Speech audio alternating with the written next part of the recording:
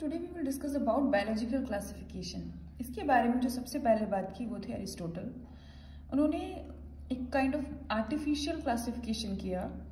He used simple morphological characters to classify plants into 3 categories like herbs, shrubs and trees.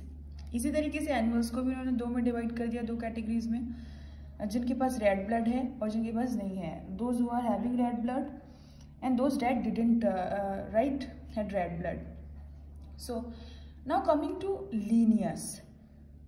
Linnaeus का जो था वो 2 kingdom system of classification था. What he did, he used a parameter, he used a criteria for dividing a living organism into 2 kingdom.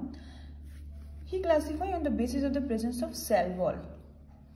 If cell wall is present, then it will be Plantae. If cell wall is absent, then it will be Animalia. But this particular 2 kingdom system of classification is failed, right? Why? क्यों ये fail हो गया?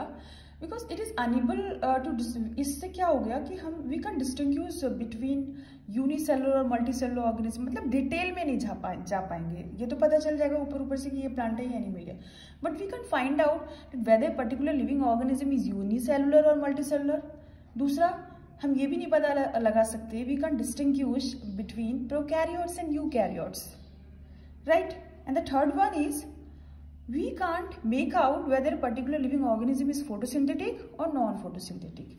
तो इन सब reasons की वजह से ये इतना नहीं चला Linnaeus. Then Haeckel came, he gave 3 kingdom system, kingdom Plantae, Protista and Animalia. Copeland, the next is Copeland. Copeland gave 4 kingdom system: Monera, Protista, Plantae, Animalia. Then coming to the most important one, 5 kingdom system of classification. Who gave this system? R.H. Whittaker. R.H. Whittaker proposed a 5 kingdom system of classification, and this 5 kingdom system of classification is very important. It is given in the NCERT book. Right? Linnaeus, Aristotle was also given there, but this is one of the most important. So यहाँ पे क्या हुआ? What he did, he classified living organism into 5 kingdom: Monera, Protista, Fungi, Plantae and Animalia. What are the main? अब बात आती है कि किसके आधार पे उन्होंने ये क्लासिफिकेशन किया? What are the features? Right? He used to classify these living organisms into 5 kingdom. So first one is cell structure. Cell का structure कैसा होगा? Right? Whether it is prokaryote or eukaryote. Cell wall present है या absent है? ये भी इसी में आ जाता है. Then next is body organization. इसमें हमें ये information भी मिल जाएगी कि whether an living organism is unicellular or multicellular. Then coming to the mode of nutrition. उसका mode of nutrition क्या है? Right? वो ऑटोट्रॉफ है या हेटरोट्रॉफ है, क्या है, right? We can make it out. Then reproduction and the last one is phylogenetic relationship. Phylogenetic relationship means evolutionary relationship between the organisms.